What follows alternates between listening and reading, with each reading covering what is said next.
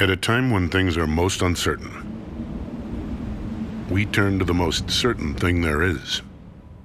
Science. Dr. Fauci, give us vaccine. Free fries when you get vaccinated? It's vaccination day! It's vaccination day! Wait a minute. But there's also a burger element to this? This girl is on Pfizer! Vaccination. Please take this remedy, make COVID a memory. I'm a Pfizer girl in a COVID world. So first off, music was a mistake. That's pretty clear to see at this point. It peaked in 2012 with dubstep, then immediately fell off a cliff in 2013, bringing the rest of Western civilization down with it. So we really got to pull the plug on that. And I would say that we should try to quit while we're ahead, but it's very clear that we're not ahead anymore. So I think we should just quit. Anywho, have you guys heard of the newest religious cult in town? The one that was, of course, responsible for putting the final nail in the coffin for music. Yeah, it's called Science. Not to be confused with Scientology, which is also a cult. But if we were to judge the two off of their recent recruitment levels, I would say that the former is a bit more effective than the latter. Now, this cult has a couple interesting characteristics that differentiate it from other cults, but generally speaking, it's a pretty standard cult. They have a leader who's the ultimate authority, unironically deified. They work to suppress all skepticism from outsiders. They're incredibly paranoid of the outside world, and they rely heavily on shame to keep people in line and under control. Basic cult stuff. What separates this cult of Science from other cults is really just how they set up shop. See, Science started as this really wholesome, exciting thing you learned about in elementary school from dudes with names like Bill and Neil. You know, innocent sounding names. These dudes would teach you about space and geology and the weather. All kinds of fun stuff. And these dudes would explain to you that science is about learning and understanding the world around you, doing fun experiments and figuring stuff out. And when you get a little older, it's a bit more directly specified to you that science is essentially the pursuit and application of knowledge. I had to look up an easy definition because the regular one made my brain hurt. But by the time you're a young adult, your understanding is probably a little bit more clarified, where you see science as a set of systems and tools. Science is not the information we learn and figure out, rather, it is the tools we use, like the scientific method, to get us there. That's how I always understood it. But then at some point, I don't know what happened, if this is like a Mandela effect or what, but all of a sudden, that all got flipped, and the term science became synonymous with the undeniable truth determined by the scientific experts. And this idea that science, being the truth, the objective reality, is coming from the same wholesome guys that used to teach us about space. So the question is, what happened? Did we get Mandela'd? Did we get transferred to an alternate reality where all the wholesome science dudes are now pretentious pricks? Because that's what it feels like. Either that, or were we groomed the entire time? They told us all this stuff about how science is something we use to figure stuff out, right? And then all of a sudden, these same people step in and essentially say that science, aka the truth, the objective truth about reality, is whatever the experts, the authority figures say it is, with no room for argument. And Neil isn't the only one saying it. Any person saying that they believe science or that science is real is essentially saying the exact same thing. Science. The science is truth. The thing is, though, saying you believe science is a lot like saying you believe a hammer. A hammer, like science, is a tool. If applied to a problem with integrity, you can come up with a solution. And as insert wise old masculine figure in your life used to say, a tool is only good as the hands that wield it.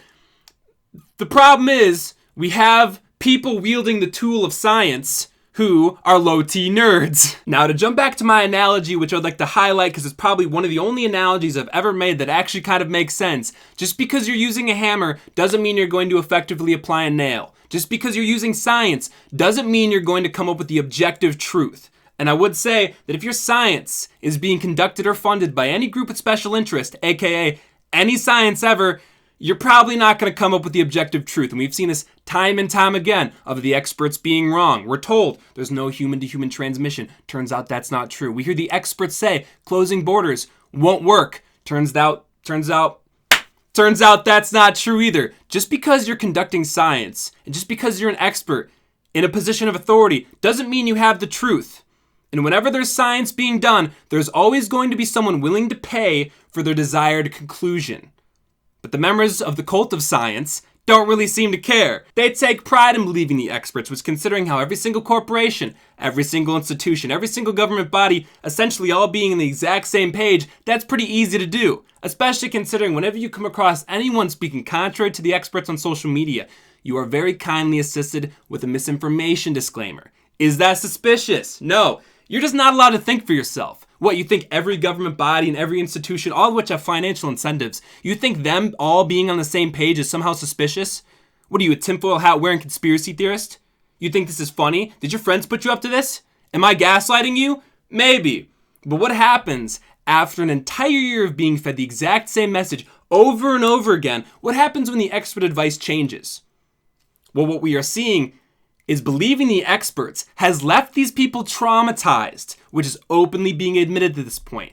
They don't want to change their behaviors. They don't want to stop coping because coping makes them feel safe, because they don't want others to think that they might be a crazy anti-mask, anti-science Republican. The members of the cult of science have been left like the members of most cults, with severe mental trauma. And that's because over the last year or so, they've been mentally rebuilding their lives around the cope cooties.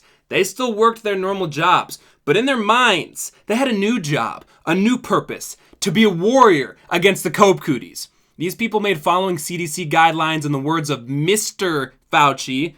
I'm calling him Mr. to discount his professional status because I don't like him. They made following the rules and being a good little coper part of their personality. Musical pieces. Mr. Biden, bring my vaccine. Strange vaccine euphoria along with public displays, vaccine shirts in the style of Harry Potter houses. Is this not psychotic behavior? For the last year or so, I have seen more times than I can count, and I imagine you have too, people walking around by themselves or in the car by themselves, being good little NPCs and keeping their cope shields on, even when their beloved cult leader doesn't even keep his on. This is literal insanity. Women being forced to wear masks or in childbirth, children playing outside, needing to wear masks, healthy people trying to deadlift, but they gotta wear a mask. Does any of that make any sense? No, it doesn't. But these people have been conditioned through movies like Star Wars and Harry Potter to see everything in simplistic good versus evil terms. So they'll have the natural tendency to break up the world into good guys and bad guys, and wearing your mask and following CDC guidelines is just your civic duties as a good guy. All these mental charades over some cooties that, if you're not fat or old, essentially doesn't affect you. This thing is literally cooties, except for fat people instead of girls. And that's on periods, sister. Speaking of periods, I guess women are having irregular periods after getting vaccinated. Don't say anything though, because that's misinformation. Should women be concerned about the possible side effects of their reproductive health? No. How dare you suggest that a medical procedure that we've known for many years has side effects? It's getting to the point where I feel like I'm the one becoming unhinged here. The voices are coming back. The microwave is heating up the bowl instead of the food, and it's doing it on purpose. The number one comorbidity, obesity. Here's a good idea. Let's give them all free fast food. Yeah, you know that thing that for over 99% of the population is essentially no big deal? We're gonna have to microchip everyone to track it. What is happening? Is this all one giant spectacular vindication of Alex Jones? Because that's what it feels like. New definition for anti-vaxxer now includes people who oppose laws that mandate vaccines. Meaning that if you're essentially against the government controlling every aspect of your life, you are now by definition an anti-vaxxer. Now go stand over there with the Facebook moms so we can categorize you as one cohesive group. New CDC guidelines say fully vaccinated people can go without a mask, but if you fake a vaccine card, you could be facing 10 years in prison and a $150,000 fine. Bro, I just want to deadlift. This is all objectively insane, and I know it because I trust my instincts. My ancestors made it this far without your expert advice, so I don't think I need it now. The American people were ravaged by this virus, just like the experts said we would be, but not in the way they said we would be. See, cope cooties, just like regular cooties, is not a virus of the body as much as it is a virus of the mind. And I'm of the opinion, if we didn't have TV, if we didn't have internet, we wouldn't be in a pandemic right now. Because you watch the TV, you watch the internet, it looks pretty bad. But then you go outside, and it's like, you know what? It's actually not that bad. So maybe a lot less TV and a lot more outside, because right now it'd be a great time to get some cardiovascular, get some cardio in, maybe some running or some hiking. Keep those mammoth hunting legs nice and strong. This video is way too long. I just rhymed right there. Unintentionally. It's all okay, science is bad, and we don't need it, cause we're giga chads, and we've got our instincts, which is great. So get that sadness off your weary face. Are you okay? Cause the world has gone insane. I know I'm okay, cause some certified king made a lo-fi remix of my Woolly Mammoth lullaby, so check that out. Thank you for watching my video. Do me a favor, like, comment, subscribe. We're gonna be back to scheduled regular programming, regular videos. It's been a minute. I apologize. We're back though. I promise. Regularly scheduled skits posting coming soon. No more long, drawn out videos that take a long time. We're back to it. Okay. Check out the Chad King video. Apadan Law, Instagram, Twitter. I'll catch you later, kings. And not kings. Pals and gals. I'll catch you later, pals and gals.